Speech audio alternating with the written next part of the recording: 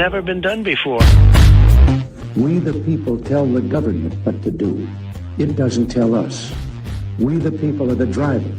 The government is the car. And we decide where it should go and by what route to do. We the people are free. And I hope we have once again reminded people that man is not free unless government is limited.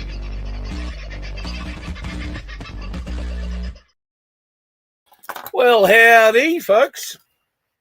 Yeah, last night I tried really hard to get a show out. I'm very sorry. I tried so hard. This hair almost grew a 15th of a bee's weasel, I can tell you. I was trying real hard to push it out, but it didn't quite happen. Nearly had an accident. So my apologies. We've been doing a little bit of work around here, trying to help Keith pack up his property and get out of the way, and trying to do a bit of work on the bus all at the same time. And last night I was left in a bit of a state where I fell over, went to sleep. So my apologies. It's not that you don't mean much to me. You mean the world to me. So does getting the bus together. And I felt very manly yesterday because I was a manly man doing manly things under the bus. When I say under the bus, I was sort of, parts of me were under the bus, and other parts of me just simply won't fit under the bus, which is a bit of a problem. But we will talk about that later. One of the things we did do today was pick up a whole heap of steel that was located around the property, including a big 4-post lift rig. And underneath it, we found this. Delightful, very cold, because this was like 7:30 this morning or 7 o'clock this morning. She was very cold and ready to shed by the look of it too. Very dull. But you might notice there is a graze on her further up the, well, I don't know if it's a him or her, to be honest, further up her back. And I can show that to you a bit closer. She was just in the wrong place underneath what we were lifting when we either put a fork in from the forklift or pulled it out. That is about, I don't know, what's 4 inches in today's language, centimeters? I don't know. 100 mil, about 100 mil long and probably 20 mil wide at its widest point. No, maybe not 20 mil, maybe 12, 15 mil. So a little bit painful. So, yes, Nurse Carl came out. What do you do with a very annoyed but as yet not fully warmed up red belly black snake that just has had its skin torn off it? And I wasn't so much worried about its skin. It'll replace that very easily. And snakes are not prone to infection like that kind of thing, so it's not going to worry it in that regard. What worries me is whether or not it was compressed and which part of the snake was compressed, because if it was its lungs, it could be a bit of an issue. So it had made itself quite comfortable hiding under a bit of steel that we were yet to move, so we left it there. And it stayed there for a couple of hours. The sun eventually came out here in Queensland today, and I tried to get a video of it, and in the whole, well, these things move pretty fast when they get a bit of warmth into them, and it's exactly what it did. It pissed off very fast, disappeared off into some long grass, never to be seen again. So hopefully that one's all good. For those of you interested in the magpie, and I know there's a turd of a human being who likes to think I love going around killing our fauna. Not a brave human being. I did offer to meet them. But the magpie family that hangs out here, I don't know. I think I've probably done a bad thing because now they know that they can get a feed out of me. And it's a morning and afternoon ritual with the other young'un. And they're not doing too badly at the moment. They're getting calcium rolled steak. They eat better than I do, Vincois. How are you, buddy? Good, mate. Good, mate. Yourself? I'm bloody tired, if I'm honest. Today we've had to move, to give people some perspective.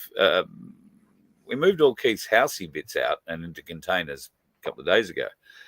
But Keith is God love him, is a diesel fitter, turner, tradie kind of thing who's worked on big equipment. Let me give you an example of the big equipment he works on. There are 2 fans for radiators out there that would be the size of the back of the bus each. Wow. I mean, they don't go on D10s or anything like that. They go on some kind of, huge earth-moving machine from a mine somewhere, or at least they did. He brought them home to do whatever because they get replaced, and I'm sure he has plans to put them in a shed somewhere because they'd be bloody magnificent vents. But so there's that sort of scale of thing. We had to pick up a hose today. Now, you wouldn't think this ordinarily would be a thing. This hose looked 4 inches wide, 4 or 5 inches wide, big metal clamps, like a fire hose, only bigger in diameter and a much stronger sort of rubberized thing. And the bloke that I was with said, "What's this? Is this like a fuel hose for a ship?" And I thought, no, it's probably a fuel hose for, like a big truck on the mines or a drag line or something like that. Anyway, Keith happened to come around the corner. We asked him what it was, and he said, "Oh, no, that's a compressor line." I was like, "What?" "It's an air compressor line." This is the kind of thing that you see them bolt onto the bottom of 747 jets to fill them with fuel. It's that kind of width. And that's just to push air. God, can you imagine the size of the compressor that's pushing the air through not one of those lines, but multiple of them? So sometimes scale is very interesting to be able to get that insight. I've never been onto a big working mine, so I've overlooked the big hole in Kalgoorlie. Vince has bed hair. That's unfair. It's actually an illusion. Yeah, it is too. The professor hair hasn't come out yet. It's got to get a little bit longer. And you've got that interesting background up behind you, so that's that's the one. Yeah. So you're a tad, yes, but you are a tad wispy on top. Yeah. Need a little bit of a clean up, admittedly. Now, a couple of things I want to talk about before we get talking about other things that we're going to talk about. Desi Freeman. No news. Police have ostensibly, at least they're telling the public, they've not given up the search, but they've certainly scaled everything back. They were, interestingly enough, a couple of weeks ago, talking to people in the town about a single shot that was heard post the events in Paulpunka about 20 minutes after Desi had done a dash. So they have, I believe, gone back to look in earnest in a sort of, they've spoken to a lot of people who believe they heard this gunshot, and they've tried to triangulate an area where it may have come from. So whether or not they've found anything yet, well, if they'd have found it, they'd be crowing about it. And at this point in time, it sort of looks like they're not, which is nice. So copper. Is copper theft a problem in South Australia? You know, people, when they're getting houses built, get their copper pipes or the copper pipes brought over and they get nicked the night they get delivered and before they can be installed, that kind of thing. Or they get cut out the night they have been installed. Yeah, a little bit. It's not huge, but there is some that goes on. With what I've been doing here with Keith for the last few days, he's had a lot of scrap that I've been taking and unloading. And a couple of the things that he had were big copper windings. So transformers, couple of transformers and this sort of stuff. So, by God, you get to work out moving those things around, can I say. But, you know, there's, we were talking about copper theft and how it's a big thing here in Queensland. And I suspect it probably is in certain other places. Well, how long do you think it will be before those people who are brave enough to come into a housing estate, which may or may not have people in it at the time, admittedly. And most of these thefts probably occur in the early building stages of these estates. However, they come in, they'll steal the copper, buy the ute, truck or trailer load, and get whatever they can for it. But they might do it 4 or 5 times a week. They might get $500 or $600 dollars every time they do it. So they're pulling in reasonable money. How long before they figure out that those huge fields of solar panels are full of silver? Now, admittedly, the silver isn't in bar form, or it's not like a 1 ounce or 2 ounce or 3 gram bar taped somewhere with a wire plugged in each end. They can't just go and rip that off. But how long before people start jumping the fence of those fields? Because, well, look, a typical home solar panel, 2 square meters, has about 20 grams of silver per panel in it. The hardest part getting it out. The hardest part will be getting the silver out. Well, this is where we talk to Rolly, because Rolly is the man who is very good at extracting silver, exceptionally good at it. I'm not suggesting anybody goes and steals solar panels out of the field here. I'm just saying there are criminals, and they will find this out by themselves. They don't need my help. But what does it say here? On a per area basis, some reports estimate 3.2 to 8 grams of silver per square meter of panel. In the big panels, which are 3 square meters or more, 15 grams of silver, up to, for like a very large module, which would be a 4x8, 32 grams. That's nearly an ounce of silver in one of those. For utility panels, you might expect in the order of 15 to 30 grams of silver in each, depending on the efficiency, the size, and the design. So I'm not suggesting for one moment people should be going out and tearing down solar panels and sending them to Rolly, whose address I could give you. Subtle, boy, subtle. I'm just saying that at some point in the future, I think we've identified where the next opportunistic criminals might go. Because if they have, look, God almighty, this is like one of these people who writes a murder book and somebody winds up dead using the exact same plot that was in the murder book, right?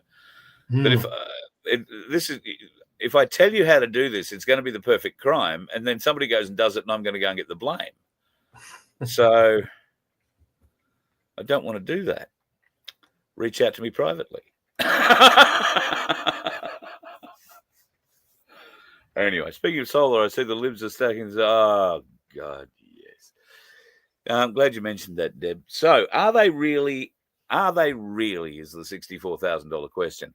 I know that they are going to walk away from net zero 2050, but they are still married to the idea that climate change is real to begin with, and that therein lies the biggest pitfall, I believe, in their whole process.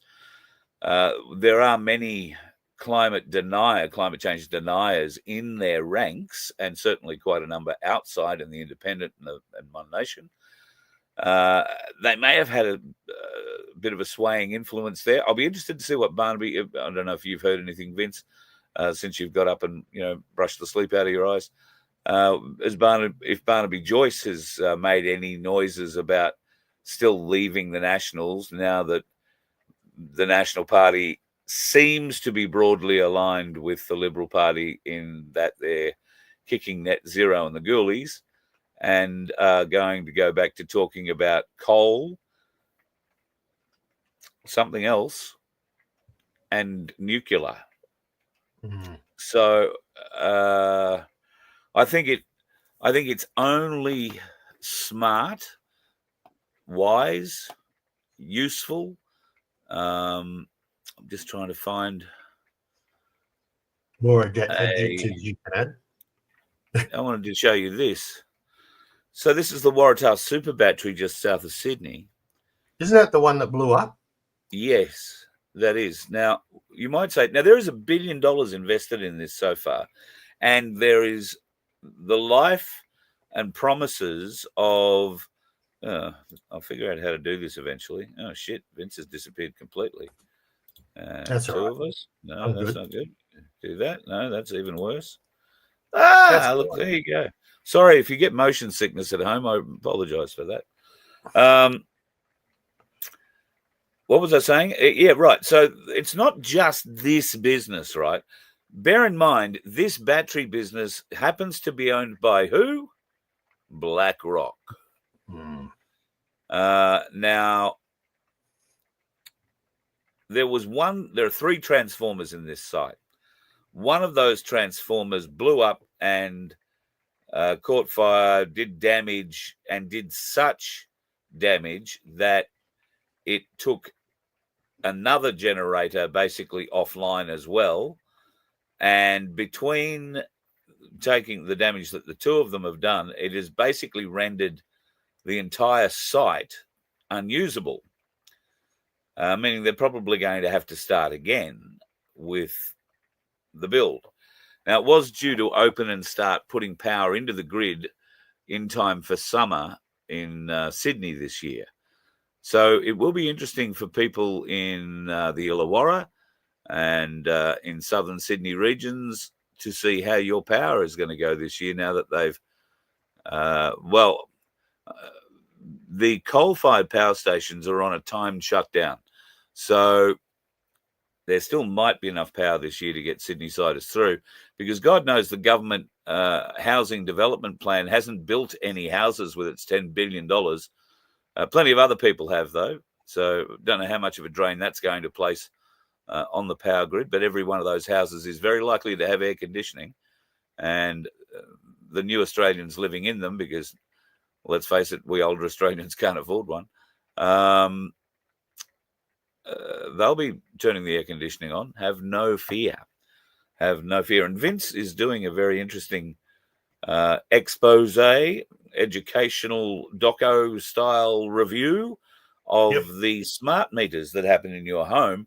And I think I can probably say some Voice of Freedom viewers have reached out to offer their perspective on what's going on there, Vince. I sent you some paperwork. Do you want to talk about that briefly?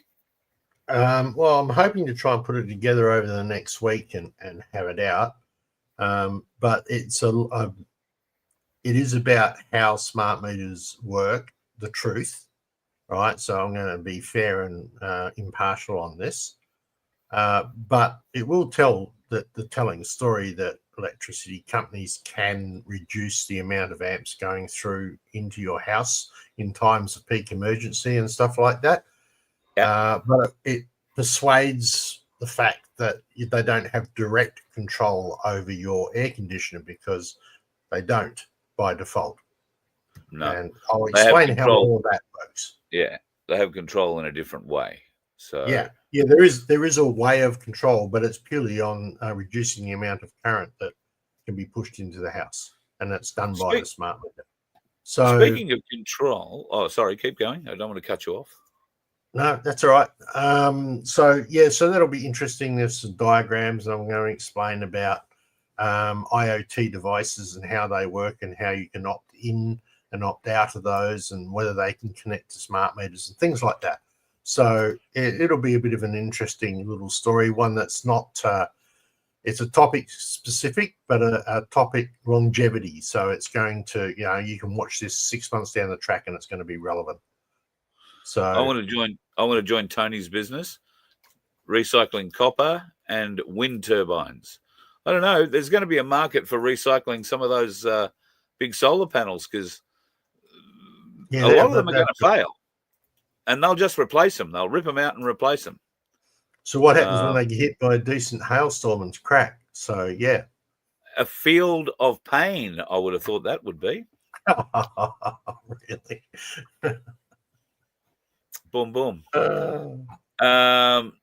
Now, I was going to say something to you, and or while it you're was thinking about that, oh, speaking about fields of pain. Yes, sorry. Before the ASX today lost $46 billion, according to Sky News. If you watch news.com.au, it was 37 billion. Either way, that's big numbers with a B. And of course, what happened with silver and gold? Well, they just kept going up, which was as expected. We did say keep an eye on it. It's going to bounce back up. It's already at $81.19. It has been up to $83 in the last 12 hours or so, but keep an eye on it. Probably close a little higher by tomorrow morning. Gold is at 6,406, so it's back up over 6,400 again, which is very encouraging. And of course, if you want to go and get some of it, it's still not too late. Go to ainsleyBullion.com.au, and if you are buying online, which at the moment, because they've been very, very, very busy, and you don't want to stand in line because you are a very, very busy person, then you can buy online from them and they'll send it to you. It's all insured and you'll get it. There's no problems with it. AinsleeBullion.com.au. When you make your order, just put in the notes section, Carl, Voice of Freedom, and you will get a little discount, which adds up if you're spending a bit of money. So, and there are a few people who have broken open the piggy banks. I got a phone call from somebody the other day who said, well, you've convinced me. And I said, oh, yeah? What have I convinced you? I've gone and got the family fortune. And I said, oh, geez, go a bit easy. And this is an old bloke who lives on a farm out in Western New South Wales. And it turns out that he's had money that he won at the casino in Melbourne on a trip in 1987 or something. And he won a considerable amount of money, which he didn't want to tell his wife or kids about.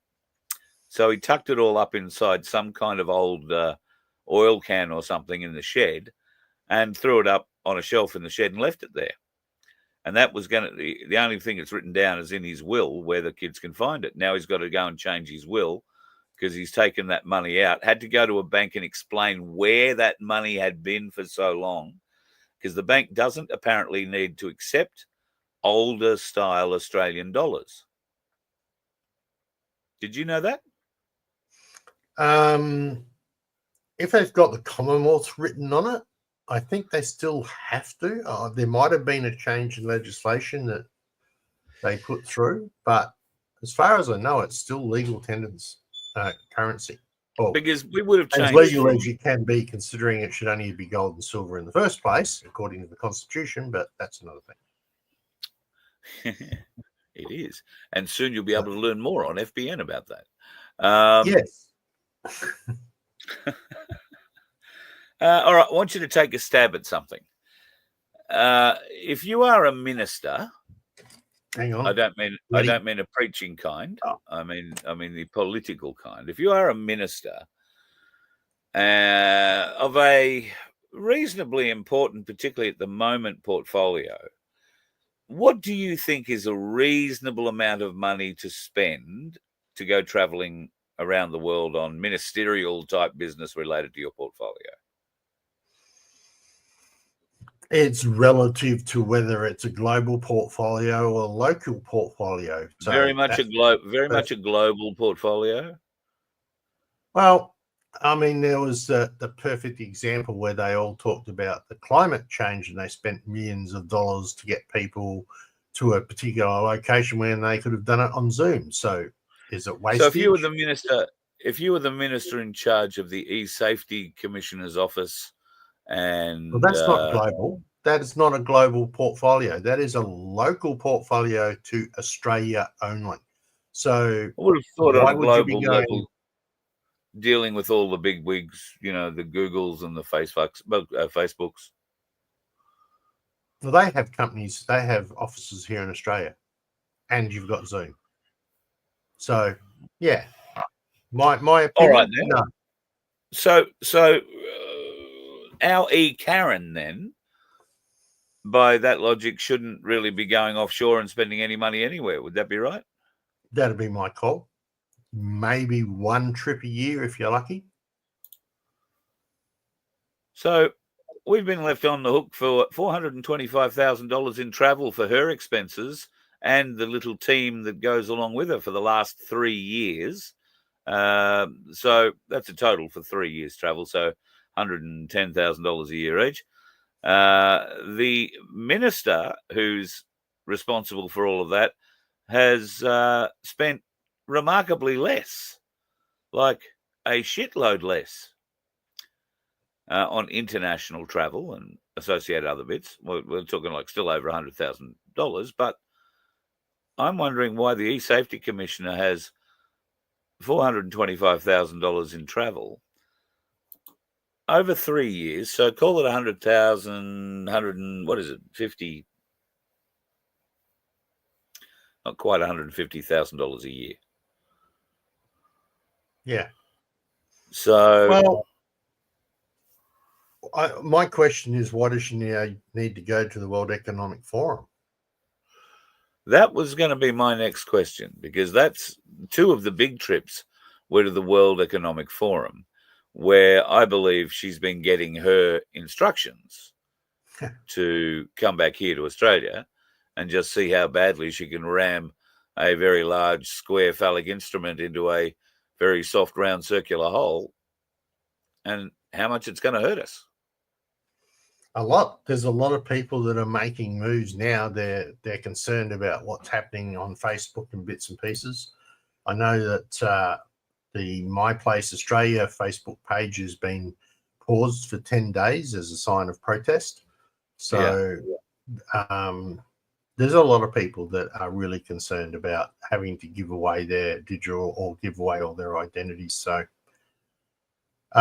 it, as a lot of political commentators will say, it's just wrong. This is a hill to die on before they just lock us in so deep that we can't do anything about it.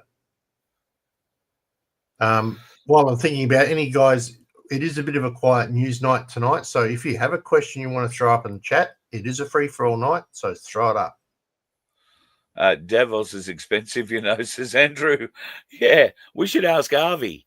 Because even with all his Jewish backers, he's still always got his hand out saying, oh, can you help us? I don't think he stays in Davos.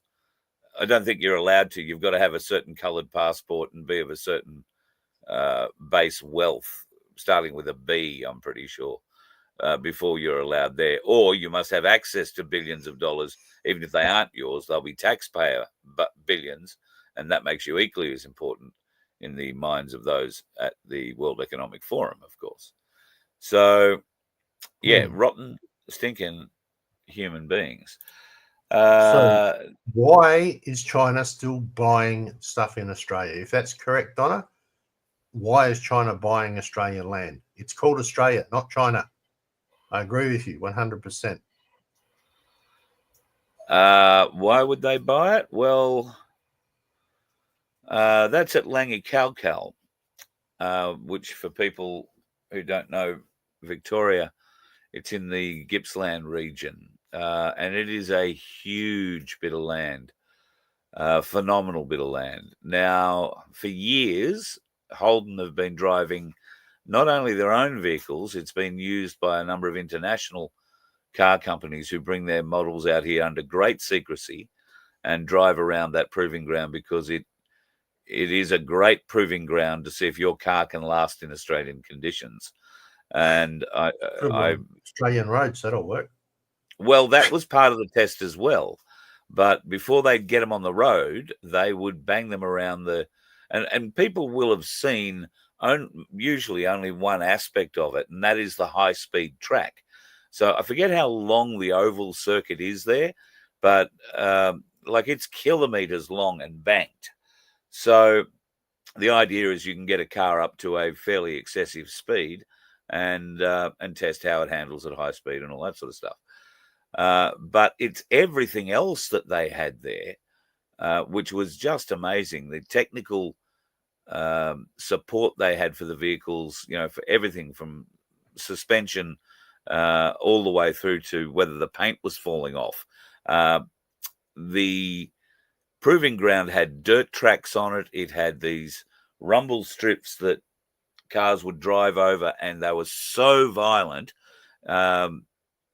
it would shake all the lights in the interior out of some of the European cars. And they'd driven at 20 meters, and it'd be the equivalent of driving at, 50 meters on a really corrugated bit of Australian outback road. So that's where they'd get all those things fixed. The only reason I know about it is that a friend of the family used to work there, and he worked there his entire working life.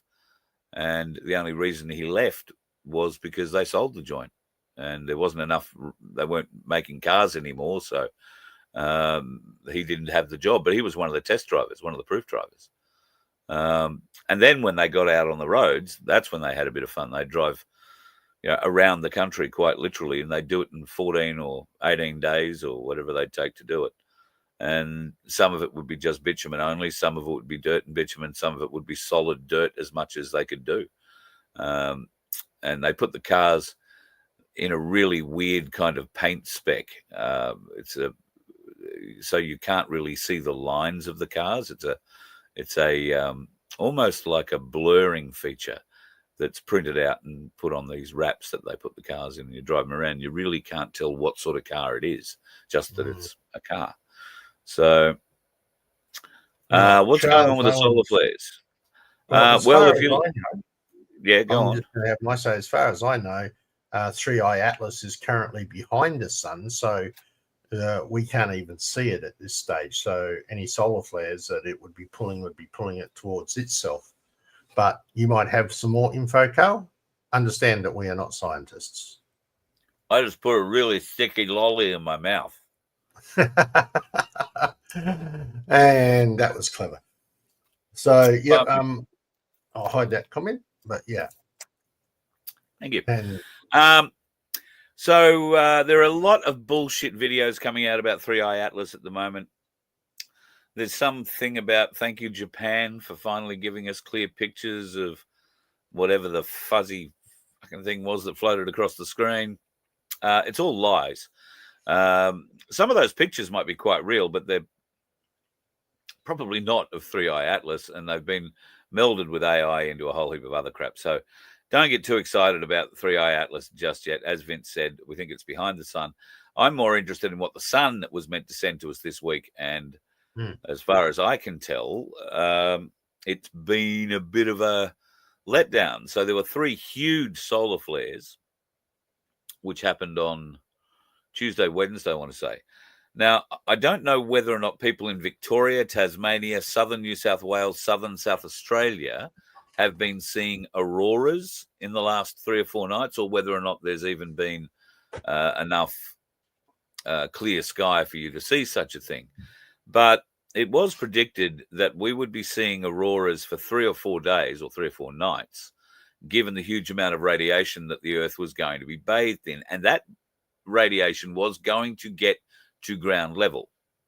So there were 3 different solar bursts, each traveling at different speeds. But interestingly, they were all going to turn up here at the same time. Now, they were predicting radio frequency blackouts and, the usual chaos when we get a solar flare. I haven't had any problems with my internet, my phones. The Starlink, as far as I am aware, is working perfectly. And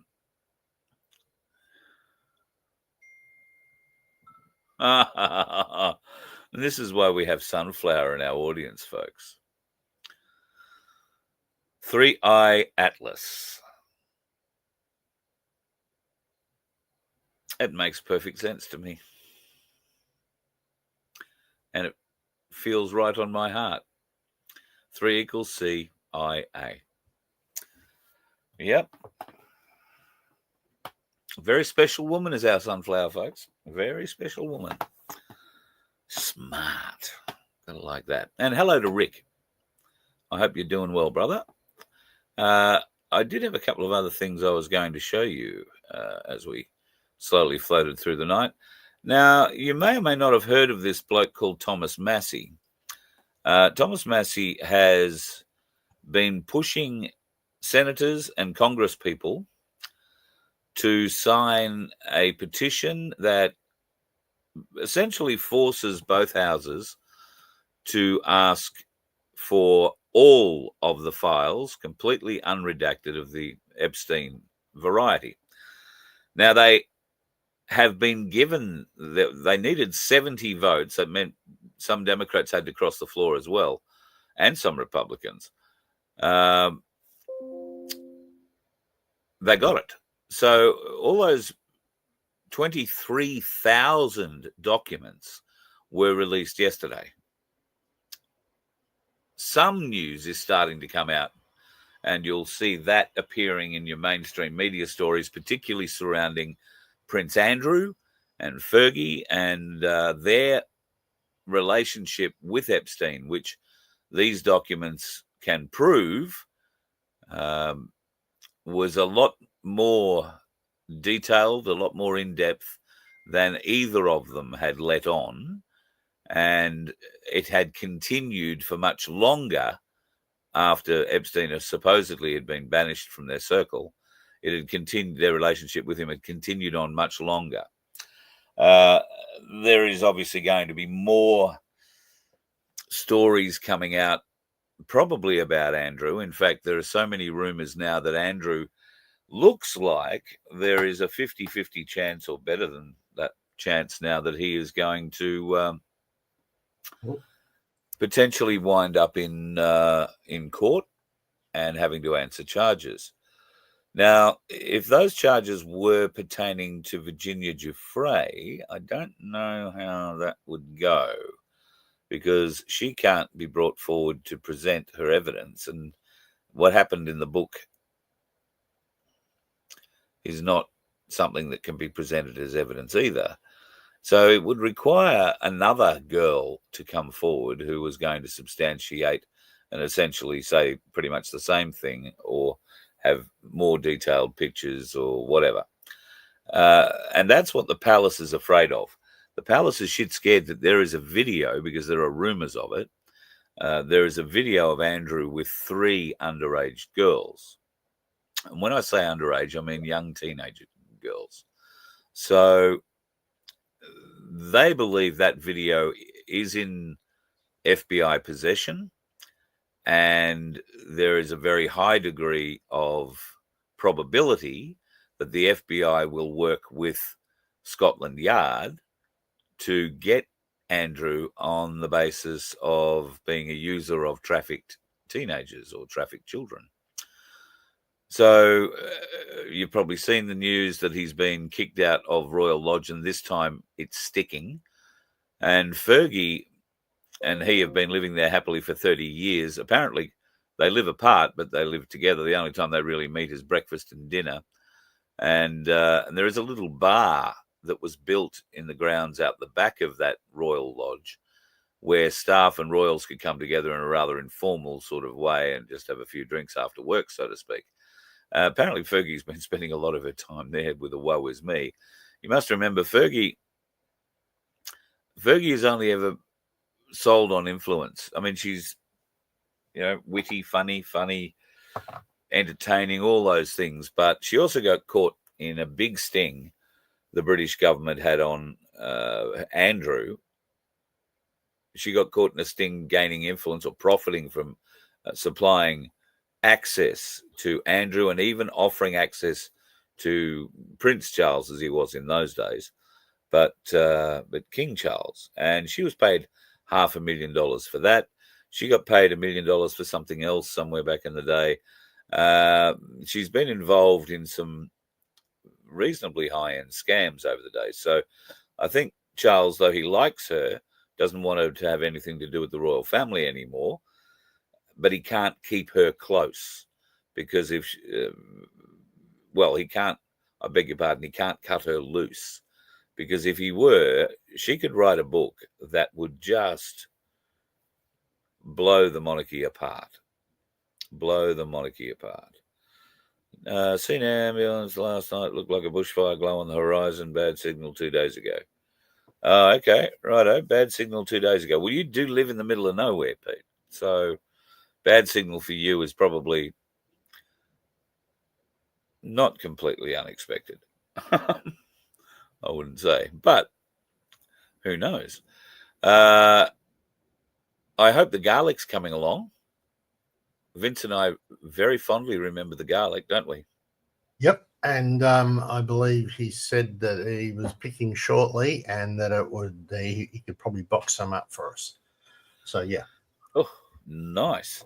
I don't know. I don't know that we're allowed to send it out, are we, to give taster tests to people? Yeah, I don't know where that would go, crossing borders with, Yeah. That Yeah, could we'd be probably got to spray it with ivermectin or something.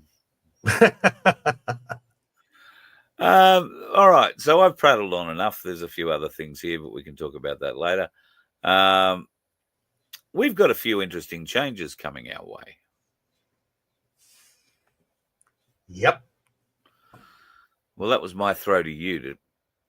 And I just smiled and left it hanging, as in curiosity approach. Oh, right. Well, that's it, folks. It's been fun. Thanks. Good night. No, guys, we have for a couple of years now, we have spruited on about special benefits for members, etc. One of which was anything merch that we had, you wouldn't have to pay for postage and so on. Now, we've come up with a way where, through the courtesy of sponsorship, that we've actually now managed to secure a couple of prizes that we're going to do. And maybe one third one. We're still discussing the bits and pieces on that. But the way we're going to work this is that these particular prizes, we're going to announce a competition, and those who are members in the competition, who are members at the time we announce the competition, will get an automatic ticket into the lottery. And the lottery will be specified to be drawn on a date, the prize, or whatever it is. And on that date, one of those tickets will be drawn. But the only way you're going to be able to get that ticket is if you are a member. And depending on your Voice of Freedom. Level, of Voice of Freedom, yeah. Yeah. So it's a Voice of Freedom membership, which you get at vofhq.com. And our memberships start, although we might have to put them up because... No, I won't throw that into the mix. Yeah. No. So $2.50. $2.50. And let's say, just as an example, if you had a $2.50 per fortnight, right? One of these competitions probably run for 6 fortnights. So we are going to the first ticket becomes a $5 a month, or if you have a $2.50, you will also get a ticket every 4 weeks. So every 2 times you renew. So it's a ticket for that size. So that's the only time that we're making an alteration. All the rest will be given a set number of tickets per level of membership. Yeah. And those tickets are free. You're not paying extra for it. It's part of your membership subscription. Right? So if you're in the base level, paying fortnightly, you'll get a ticket. Yeah. In a monthly type draw. Correct. One ticket. If you are a bronze member paying monthly, you will get a number of tickets in the competition. You won't have to sign anything for it. You won't have to do anything for it. You don't have to pay anything for those tickets. You're just going to get them. If the competition ran for 2 months, you would get 2 tickets if you were a bronze member. Right? Your ticket per month. I thought if bronze members were getting more than a ticket a month. The bronze fortnight and the bronze monthly are basically equal as such. Yeah, right. Right. But if you bought a bronze fortnightly ticket for bought a fortnightly membership for 1 fortnight, and then you stopped it, you wouldn't get a ticket. Right. Because you're not active throughout the competition. Right. So, yep. You've got to be active. You've got to have an active membership for the length of the competition. The competition will run no more than 6 weeks, but probably 4 to 5. the active part of the competition will probably be 4 weeks. There'll be a week of pre-promotion for it and a week of counting the votes and doing the announcement, or a few days after we've closed the competition, however that works. J1, you're confused. I thought, we've made it. Yeah, I know it is a little confusing. I'm sorry. We've made it. Let's just say you had a silver. Let's say you had a silver one, right, which is $10 every 2 weeks. That means you would get 2 tickets in the first 2 weeks. You'd get another 2 tickets in the second 2 weeks. So now you have 4 tickets in the draw. That's how that works. If we work it on a monthly competition, or a competition that runs for 1 month, that's the better way of putting it. Right. Yeah. And of course, the higher up you go, the more free tickets you get in that draw. And at the end of the day, the only person that can win it is an active member of the membership base at the time of the competition. So unlike what we do for Sandy, where anybody can purchase a ticket for the Donkey Sanctuary, this one is purely members only. Yep. Right. And we've got a couple of prizes. Yeah, the prizes are going to be a little bit different. One of them, I'll tell you, will be a week's holiday at a magnificent Airbnb in Queensland. 5 days in a magnificent little Airbnb. I think a lot of people would enjoy that. That's probably valued at $1,500 or more. And all you've got to do is park yourself and go and lay out under the canopy for a week, if that's what you do. But there are many other things you can do there rather than just laying around, but it'll be a beautiful place to relax. You can do other certain events. So they have a float tank. So if you want to go and stick yourself in that and get completely weirded out, then you can do that too. So there's that. There is also potentially one of the things we're talking about doing is offering a ticket on another holiday. This one's slightly shorter and only 4 days, but we're thinking about offering a cruise ticket or 2 tickets. So you and your significant other can come along. So we would love you to be part of that. Sunflower's onto it. She said, that must be Mulaney. Yes, you would be staying as a guest of one of the Galactic Larrikins who's helping us out and wants to come on board and not only promote his business, but help promote us and FBN going forward. It's important that you understand that FBN is going to be changing a lot in the new year, and we're going to be trying an awful lot of new things.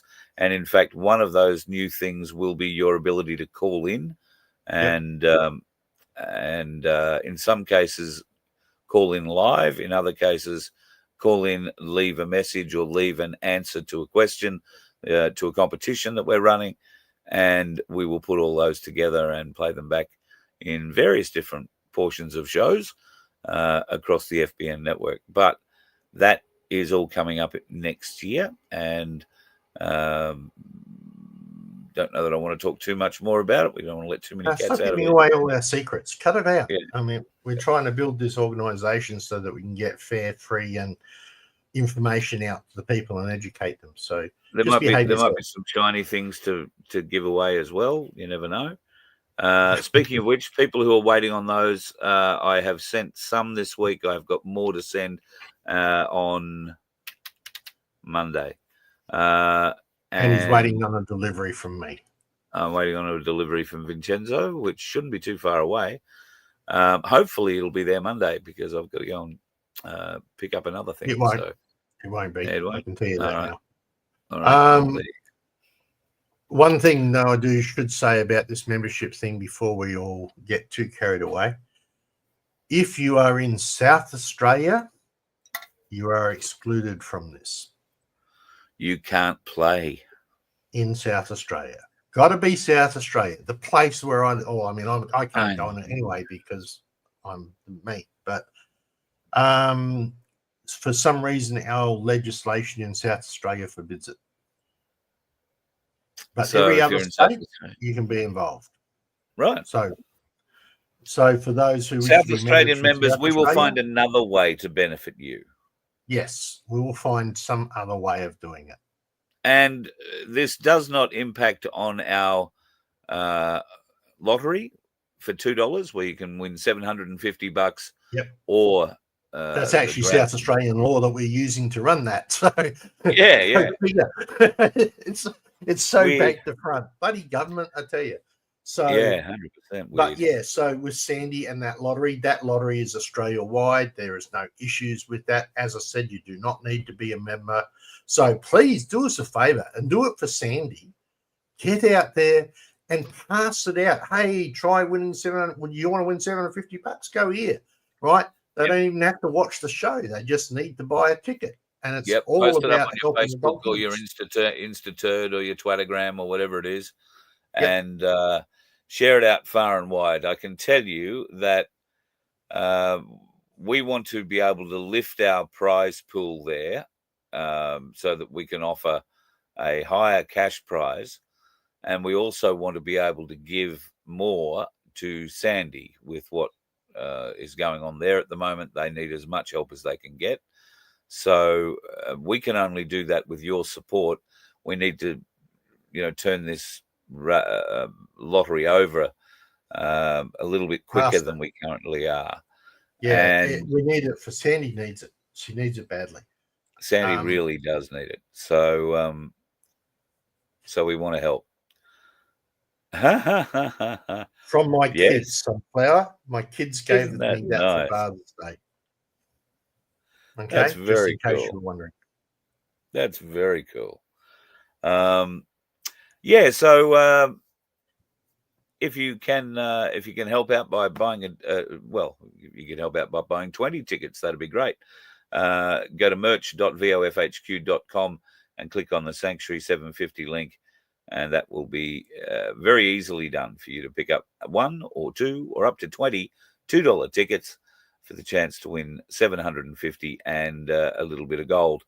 We will have some silver to give away, of course, when this lottery goes off, and not sure whether or not we'll be upping the stakes this one or the next one, but we are going to try and do that. But we can only do that, folks, with your support, sharing these lottery links. So and explain when you share them that pretty much from right now, everything that we're going to generate out of this, we're going to give to Sandy just about, because they need it.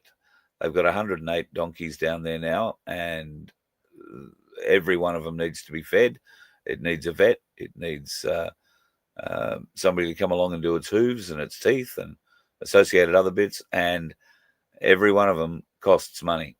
It's a big day out when the vet comes to town or when the farrier comes to town, and it's very expensive. So Carl and I have been discussing this about Sandy, and we're looking at increasing the amount. So we're taking it out of our own pocket. It's effectively that helps cover our expenses, but we're looking to increase the amount that we give to Sandy for this. Now, the more we can turn over, the faster we can turn over, the higher the price can go, the quicker the money will get to Sandy. So it's really all about movement. So we really need it pushed out and advertised, right? If we start rolling one of these a week, then, suddenly you'll see the prize might end up at $1,000 going out. And, and the percentage that out of that Sandy would get, instead of being a few $100s, might end up being multiple $100s. So it's all a matter of what you crew do. And who wouldn't mind winning $1,000? And then maybe next time, if it keeps building, it'll be $1,500. We can go up as high as $5,000 for a prize, right, by law. That's how high we can go. So wouldn't that be a goal? We can go Sorry. much higher with the prizes in our members competitions. Oh, members is a totally different thing, but the law Yeah. that we run the lottery on, that's our limit. Yeah. So would urge you folks to do two things. That's buy a $2 ticket or as many of them as you can right now. But also, please consider becoming a member. You're going to enjoy some of the prizes and contests that we've got coming up next year, I think. And Spread the word. Spread the word. It's not going to be a big red pill sell. We want to bring people together. We want you to have family time. We want you to enjoy yourselves. And if your family is a little bit distant because you refuse the jab and you talk crazy shit about, I don't know, straw men and all that kind of stuff, well, you have another family here. And we're ready and happy to go on holidays with you anytime. So keep an eye out. Every single cent goes to the donkeys themselves, nothing to us personally. Thanks so much. Oh, we love you, Sandy. So, yeah, don't ever think that any of the money is donated goes to Sandy and Baz. It doesn't. Every cent, and every cent they get goes to them as well. These two magnificent people who sacrifice a huge amount. And Sandy, while having her own health battles, including a busted little finger at the moment, also has her two elderly grandparents to sort of look after as well. So this is a huge job that they are doing, and they do have a bit of a crew around them. And I know Sandy has always been very open and said, look, if you want to come and have a look, we'd love you to come and have a look. But invariably people turn up when jobs need to be done, and it's hard to give people a tour around the place when I saw a video the other day, I don't know how old it is, but they had to move all 100 and however many it was donkeys from one paddock to another just to change for feed and that sort of stuff. So this is something they wind up doing by themselves. Thankfully, the donkeys most of the time play along, I think. But more help the better. Doesn't buy them a coffee, because then they can get troublesome. Well, yes, yeah, you don't want to go sticking stimulants into them. And as I mentioned, folks, if you are on a bit of land, you might have some sheep, you might have other animals that need a little bit of protection.